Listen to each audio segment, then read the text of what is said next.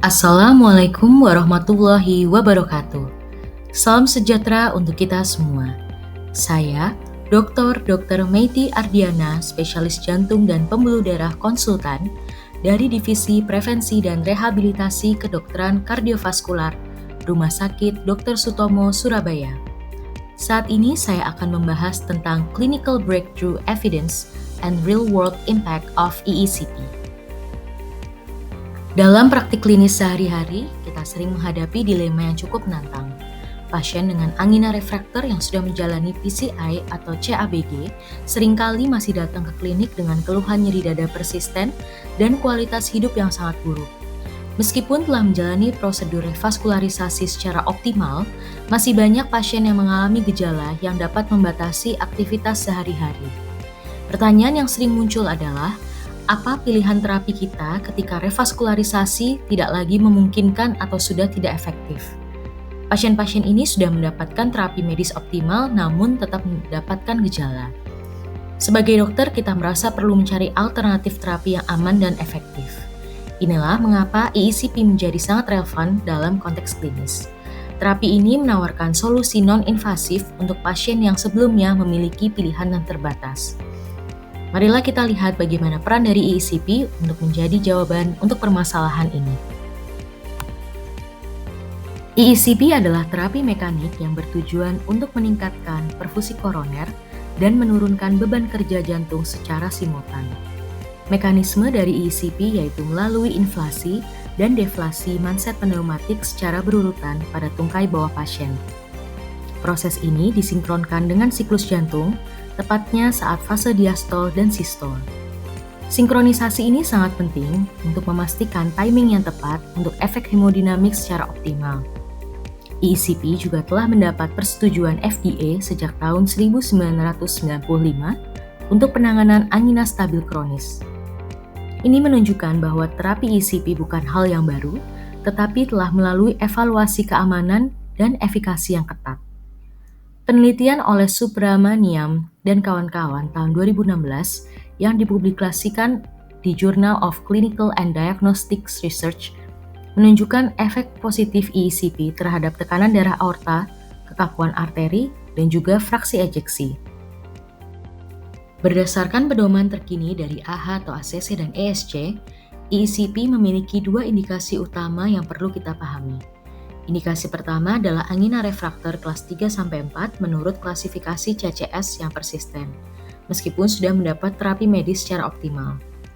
Pasien-pasien ini adalah mereka yang bukan kandidat atau tidak memungkinkan untuk menjalani PCI atau CABG lagi. Manfaat klinis yang utama yang dapat kita harapkan adalah penurunan kelas angina CCS, pengurangan frekuensi serangan angina, dan peningkatan signifikan kualitas hidup pasien. Menurut pedoman AHA dan ACC 2014 untuk Stable Ischemic Heart Disease dan Update 2023 untuk Chronic Coronary Disease, EECP mendapat rekomendasi kelas 2B dengan level bukti B untuk pasien dengan Stable Ischemic Heart Disease, refraktor. Indikasi kedua adalah gagal jantung kronis simptomatik dengan kriteria CHF stabil NIHA kelas 2-3 dan ejection fraction lebih dari 30%. Pasien harus memiliki gejala yang persisten meskipun sudah mendapat terapi optimal sesuai pedoman. Manfaat yang dapat dicapai adalah peningkatan kapasitas latihan sekitar 70-100 meter pada tes jalan 6 menit dan perbaikan LVEF sekitar 10-20% dan yang sangat penting adalah penurunan angka rehospitalisasi. Meskipun belum direkomendasikan secara rutin untuk semua pasien gagal jantung, bukti observasional dari ESC Heart Failure Guideline 2021 dan Update 2023 menyebutkan bahwa EECP dapat dipertimbangkan pada kasus gagal jantung iskemik refraktor tertentu yang terseleksi. Konsep dasar EECP dapat kita analogikan sebagai pompa di luar jantung. Terapi ini bekerja dengan membantu jantung mengisi saat fase diastol dan meringankan beban kerja saat fase sistol. Siklus kerja EECP terdiri dari 4 fase utama. Fase A, B, C adalah fase inflasi sekuensial di mana manset dikembangkan secara berurutan dari bawah ke atas. Inflasi dimulai dari betis, kemudian ke paha, lalu ke bokong, tepat saat jantung berada dalam fase istirahat atau diastol. Proses ini meningkatkan venous return atau aliran balik darah vena ke jantung secara signifikan. Peningkatan venous return ini juga dapat meningkatkan aliran darah ke otot jantung dengan cara menaikkan tekanan di aorta. Efek Netoya adalah untuk mengurangi iskemia miokard karena perfusi koroner meningkat saat diastol. Kemudian pada fase D, semua manset mengempis secara simultan tepat saat jantung mulai berkontraksi. Deflasi mendadak ini menyebabkan penurunan afterload atau beban akhir yang harus dihadapi oleh ventrikel kiri. Dengan berkurangnya afterload, kerja ventrikel kiri menjadi lebih ringan dan kebutuhan oksigen miokard akan menurun. Sinkronisasi yang tepat antara inflasi-deflasi dengan siklus jantung ini adalah kunci efektivitas dari ECP. Prinsip hemodinamik yang mendasari efektivitas dari klinis ECP yang pertama adalah augmentasi diastolik yang merupakan inti dari mekanisme kerja ECP. Kompresi tungkai secara sekuensial meningkatkan aliran balik darah dari perifer ke sentral. Peningkatan aliran ini secara signifikan meningkatkan tekanan perfusi koroner tepat saat fase diastol. Mengapa saat fase diastol? Karena sebagian besar perfusi koroner terjadi saat fase diastol, terutama untuk miokard ventrikel kiri. Prinsip kedua adalah retrograde flow atau aliran balik ke arah proksimal dari arteri koroner. Aliran retrograde ini meningkatkan tekanan perfusi koroner selama diastol ketika permintaan oksigen miokard berada pada titik terendah. Timing yang tepat memungkinkan suplai oksigen yang lebih banyak ke arah miokard yang mengalami iskemia. Selain itu, ECP juga meningkatkan sirkulasi darah di seluruh sistem arteri dan organ-organ vital lainnya yang membutuhkan oksigen. Peningkatan augmentasi diastolik ini dapat dikonfirmasi dan diukur secara objektif melalui monitoring hemodinamik. Kita dapat melihat peningkatan tekanan diastolik aorta pada monitoring gelombang tekanan darah arterial, dan efek hemodinamik ini tidak hanya terbatas pada sirkulasi koroner, tetapi juga memberikan manfaat sistemik. Inilah yang membuat ECP memiliki efek terapeutik yang luas pada sistem kardiovaskular. ECP mempengaruhi hemodinamik kardiovaskular secara keseluruhan. ECP meningkatkan aliran balik vena atau venous return yang memastikan pengisian jantung yang lebih baik. Augmentasi diastolik yang terjadi dapat meningkatkan tekanan perfusi koroner saat fase pengisian jantung. Di sisi lain, penurunan beban sistolik atau afterload reduction membuat jantung tidak perlu bekerja terlalu keras saat berkontraksi. Kombinasi efek ini dapat memperbaiki pengisian ventrikel kiri yang merupakan faktor penting dalam fungsi pompa jantung. Yang sangat penting yaitu perfusi miokard dapat meningkat karena suplai darah ke otot jantung menjadi lebih baik, dan peningkatan perfusi ini mengurangi iskemia dan memperbaiki metabolisme sel-sel miokard. Sebagai hasil akhirnya, fungsi jantung secara keseluruhan mengalami perbaikan yang dapat diukur secara objektif. Pasien juga merasakan perbaikan gejala, toleransi latihan menjadi meningkat, dan kualitas hidup membaik. Perubahan hemodinamik ini tidak hanya akut selama terapi, tetapi juga memberikan efek jangka panjang. Efek remodeling positif pada jantung dan pembuluh darah terjadi seiring dengan akumulasi sesi terapi. Inilah mengapa ECP bukan hanya memberikan perbaikan simptomatik secara sementara, tetapi juga manfaat struktural dan fungsional yang bertahan lama. ECP adalah suatu bentuk endothelial rehabilitation terapi yang sangat komprehensif.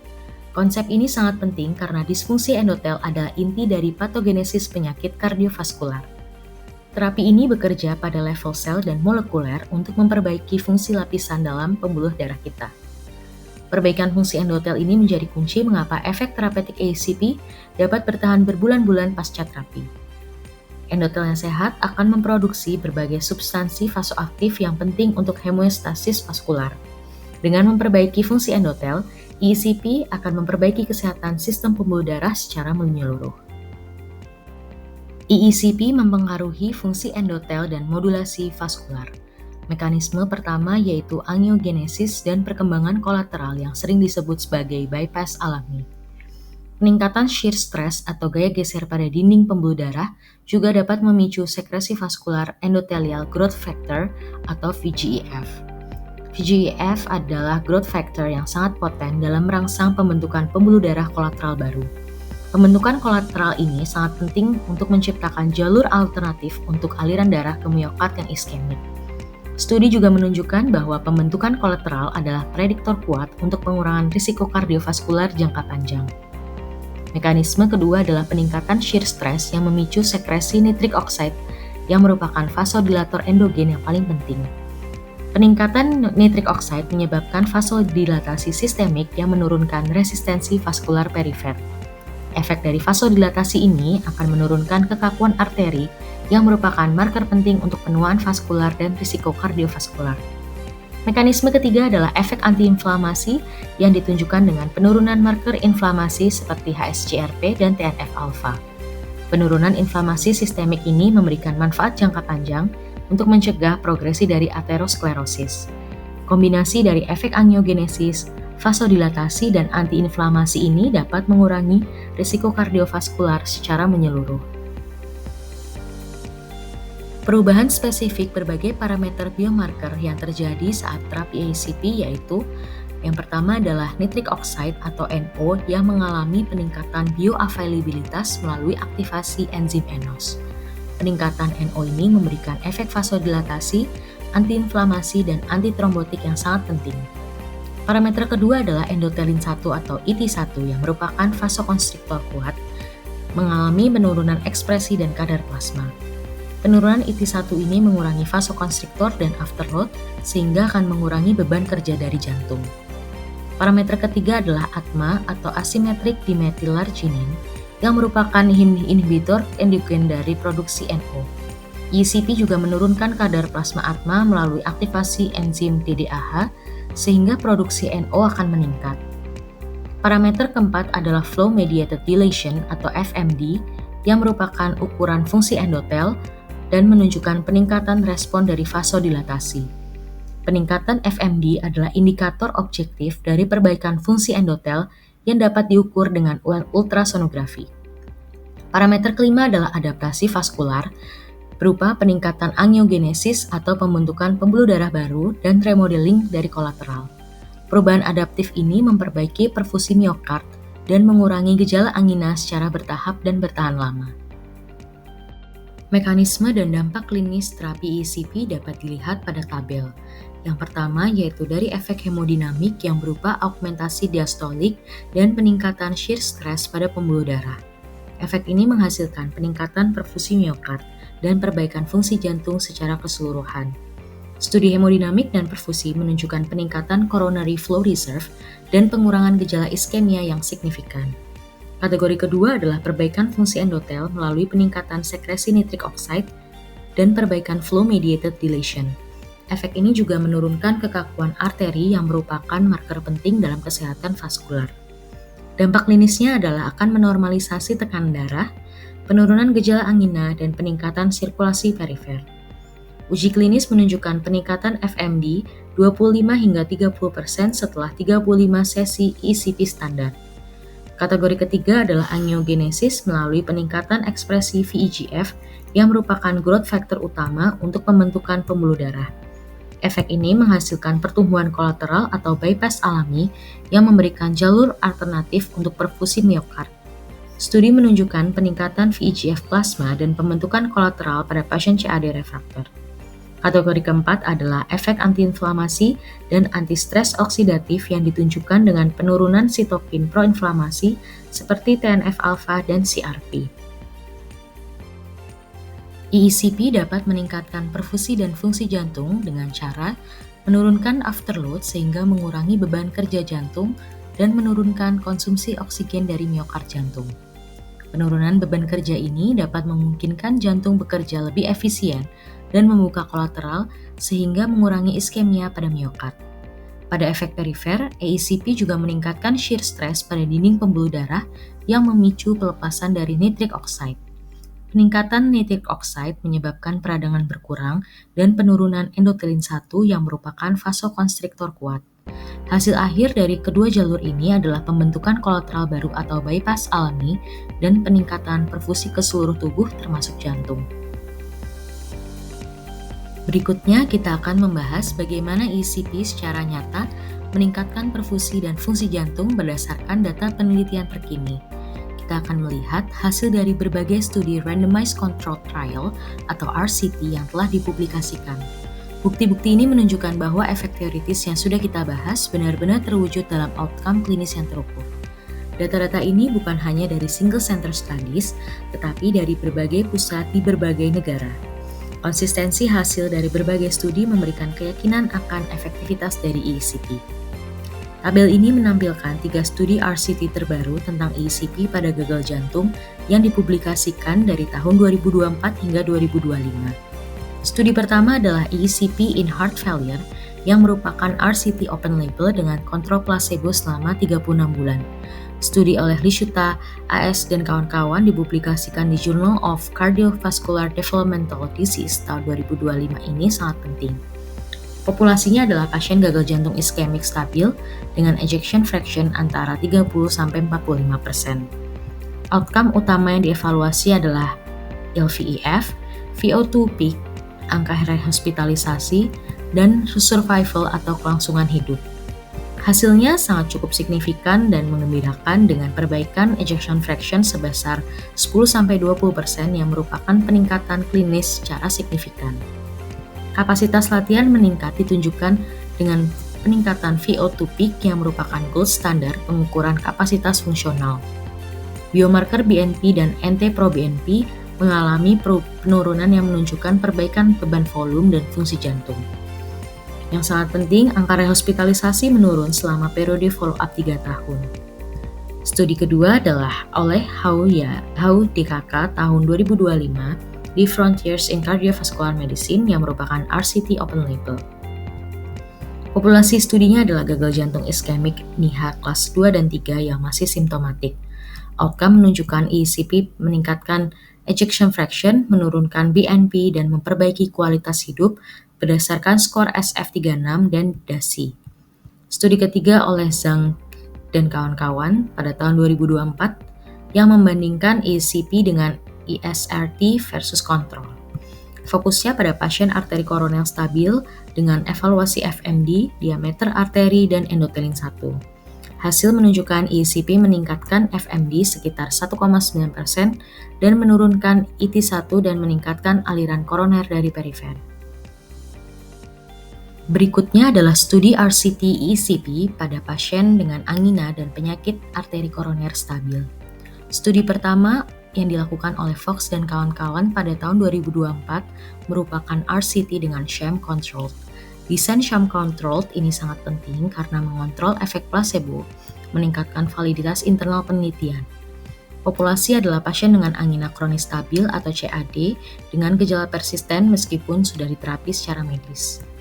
Outcome utama yang dievaluasi adalah perfusi miokard dengan menggunakan pencitraan, FMD untuk fungsi endotel, dan kualitas hidup dengan SF36.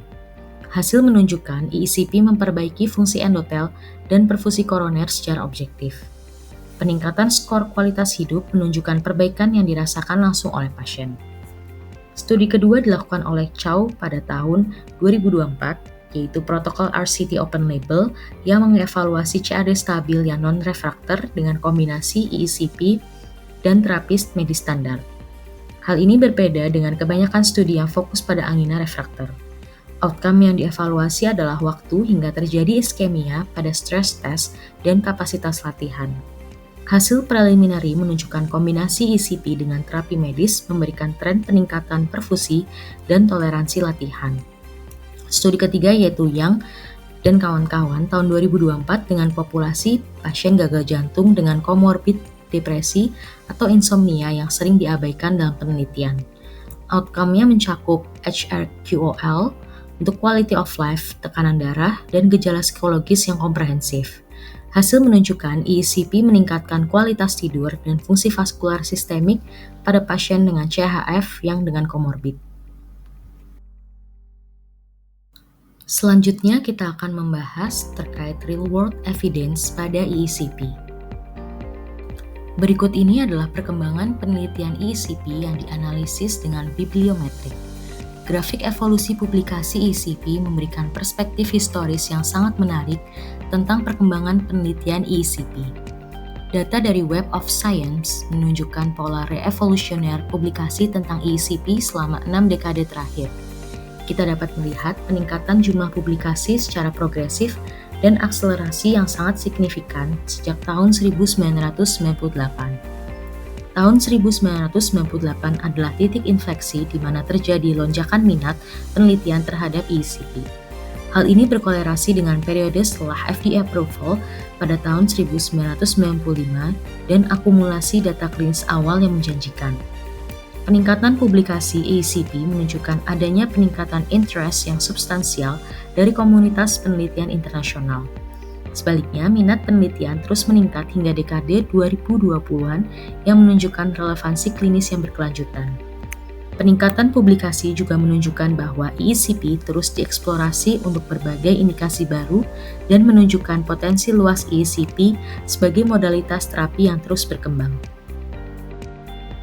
Berikut ini adalah tabel yang menampilkan 10 publikasi tentang Enhanced External Contrapulsation atau ECP yang paling sering disitasi dalam literatur ilmiah. Publikasi-publikasi ini membentuk fondasi bukti ilmiah untuk penggunaan klinis ECP. Artikel yang paling sering disitasi biasanya adalah studi yang memiliki dampak besar terhadap pemahaman atau praktik klinis dari ECP. Publikasi ini mencakup berbagai topik dari mekanisme dasar, efek hemodinamik hingga outcome klinis jangka panjang. Data registry seperti IEPR atau International ECP Patient Registry memberikan real-world evidence yang sangat berharga. Dan studi mekanistik juga menjelaskan bagaimana ECP bekerja pada level sel dan molekuler. Studi outcome klinis menunjukkan manfaat nyata dalam praktik klinis sehari-hari. Berikut ini adalah efektivitas jangka panjang atau long-term efficacy dari ECP. Data dari registry IEPR atau International ECP Patient Registry menjelaskan manfaat klinis ECP yaitu berupa penurunan gejala angina yang bertahan hingga 1-2 tahun pasca terapi pada sebagian besar pasien. Peningkatan kapasitas aktivitas fisik yang dicapai selama terapi juga dipertahankan dalam periode follow-up jangka panjang. Stabilitas hemodinamik yang terjadi menunjukkan bahwa perbaikan tidak hanya simptomatik tapi juga struktural dan secara fungsional. Studi oleh Amin dan kawan-kawan di Journal of Clinical Medicine Research tahun 2010 juga mengonfirmasi durabilitas manfaat dari ECP. Data jangka panjang ini sangat penting karena menunjukkan ECP bukan hanya solusi jangka pendek. Pasien dapat menikmati peningkatan kualitas hidup untuk periode yang cukup lama setelah menyelesaikan terapi. Beberapa pasien bahkan melaporkan perbaikan yang bertahan lebih dari 2 tahun. Faktor-faktor yang mempengaruhi durabilitas termasuk kepatuhan terapi medis berkelanjutan dan modifikasi gaya hidup. Efek jangka panjang ini menjadikan ECP menjadi cost efektif karena manfaat terapeutik yang berkelanjutan. Selanjutnya adalah efek metabolik dari ECP, yaitu dapat mengontrol glikemik dan resistensi insulin. ECP terbukti menurunkan HbA1c dengan rata-rata penurunan 0,7% pada akhir terapi standar 35 sesi.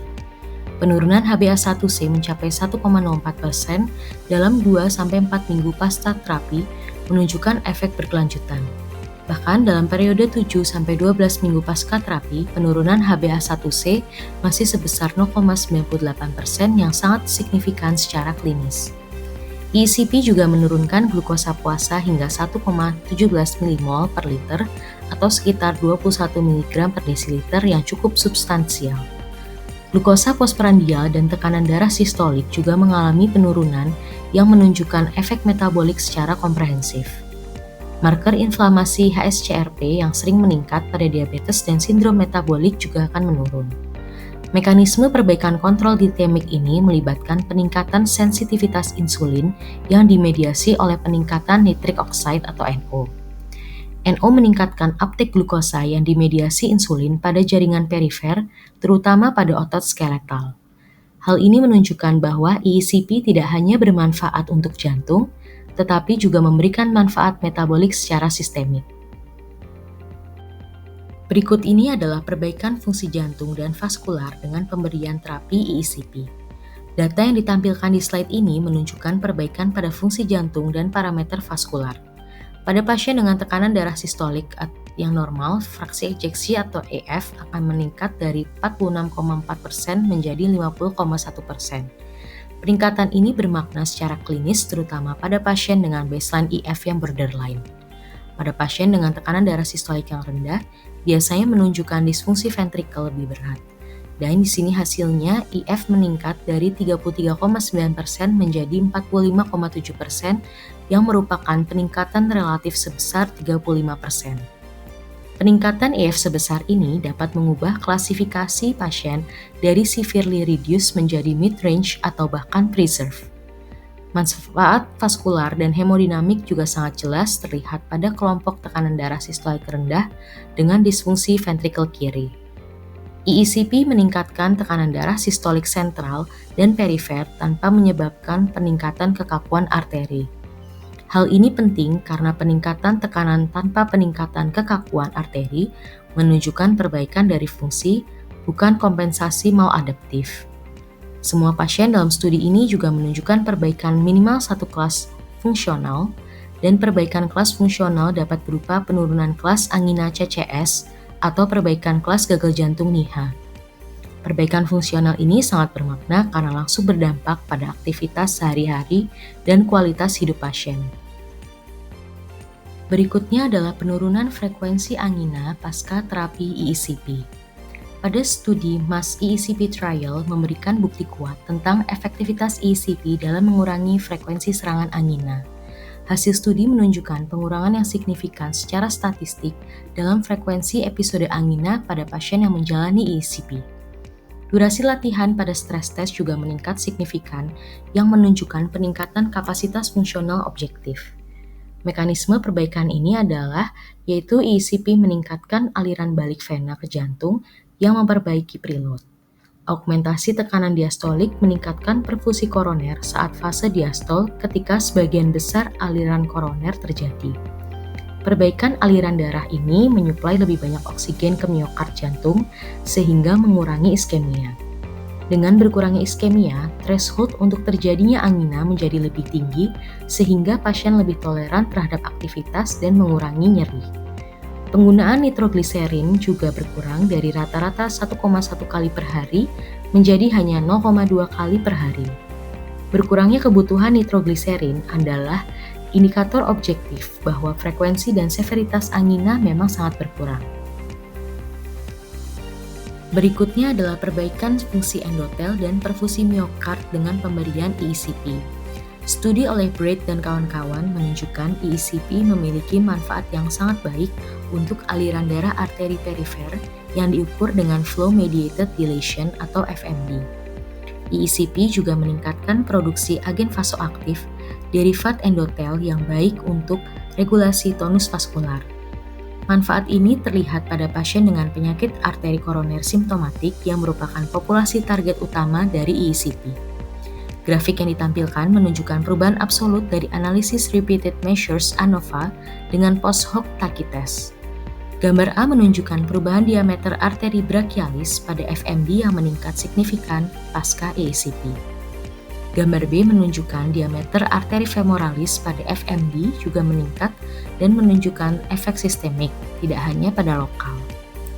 Gambar C dan D menunjukkan perubahan persentase FMD pada arteri brachialis dan femoralis dengan peningkatan yang bermakna. Gambar E dan F menunjukkan diameter absolut arteri brachialis dan femoralis sebelum dan sesudah 35 sesi EECP standar. Berikut ini adalah kumpulan studi lainnya secara komprehensif yang mengevaluasi efek EECP pada berbagai parameter kardiovaskular yang sangat penting. Tabel 1 menunjukkan efek EECP terhadap fraksi ejeksi di mana studi dari Sardiare dan Subramanian menunjukkan peningkatan EF yang signifikan secara statistik dengan p-value kurang dari 0,001 yang menunjukkan perbaikan fungsi pompa jantung secara signifikan. Tabel 2 menunjukkan peningkatan perfusi miokard menggunakan berbagai modalitas pencitraan canggih seperti SPECT, PET, dan Doppler Velocity Guide Wire yang merupakan gold standard untuk mengukur aliran koroner.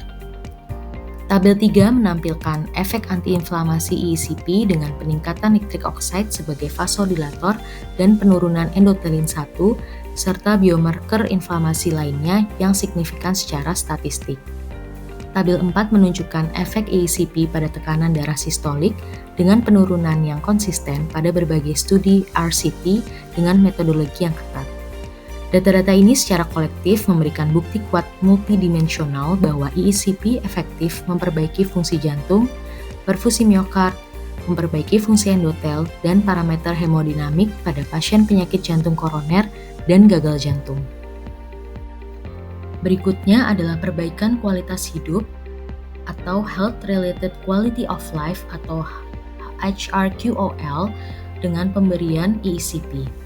HRQOL adalah outcome yang sangat penting dari perspektif pasien mengenai kualitas hidup. Studi oleh Wu dan kawan-kawan secara komprehensif mengevaluasi efektivitas ECP pada berbagai dimensi kualitas hidup pasien dengan angina refraktor. Parameter yang dievaluasi mencakup beban gejala atau simptom yang dirasakan pasien dalam aktivitas sehari-hari.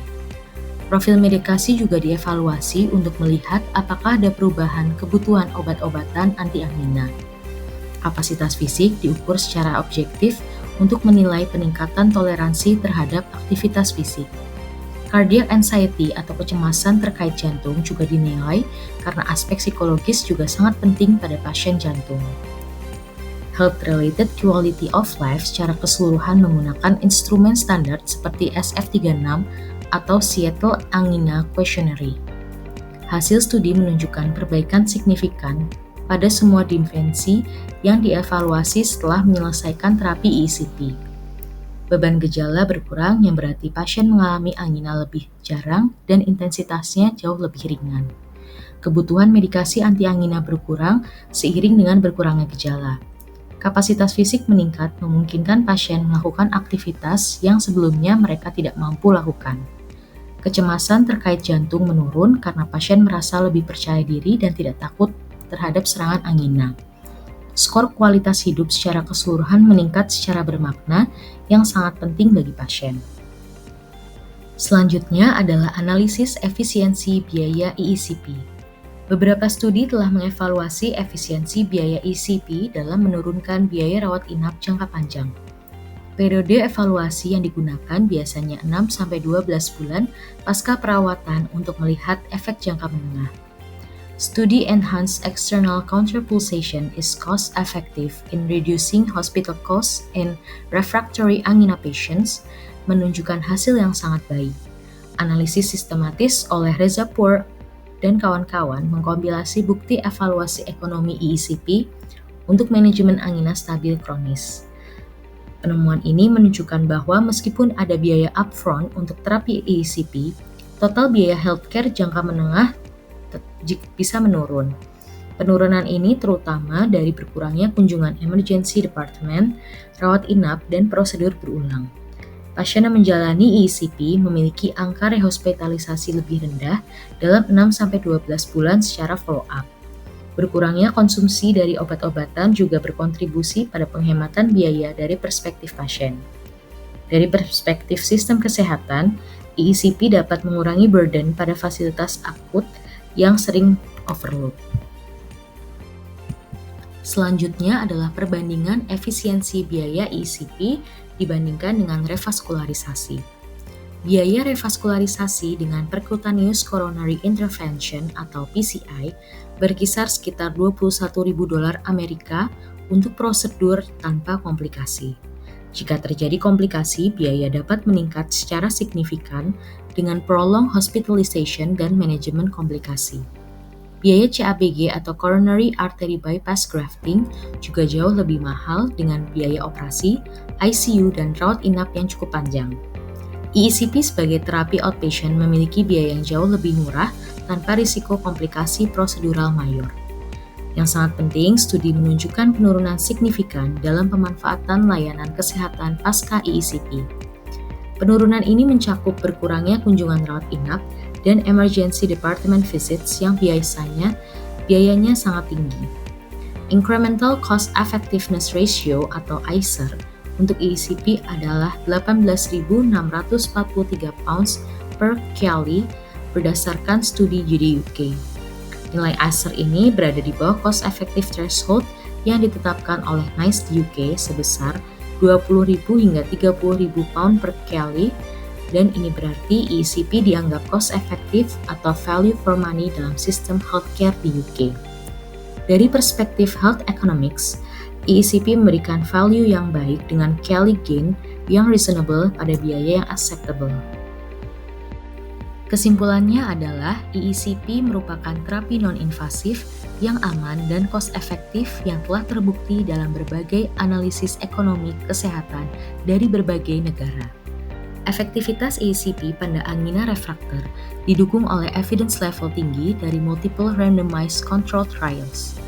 Manfaat pada gagal jantung iskemik juga ditunjukkan oleh real data dan real-world evidence yang terus berkembang.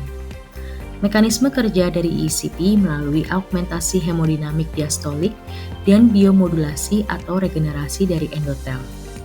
Kombinasi mekanisme hemodinamik dan biologis ini memberikan efek terapeutik secara komprehensif, serta bermanfaat secara jangka panjang yang dapat dicapai termasuk peningkatan perfusi jantung yang mengurangi iskemia pada miokard jantung. Perbaikan left ventricular ejection fraction menunjukkan perbaikan fungsi dari pompa jantung. Peningkatan VO2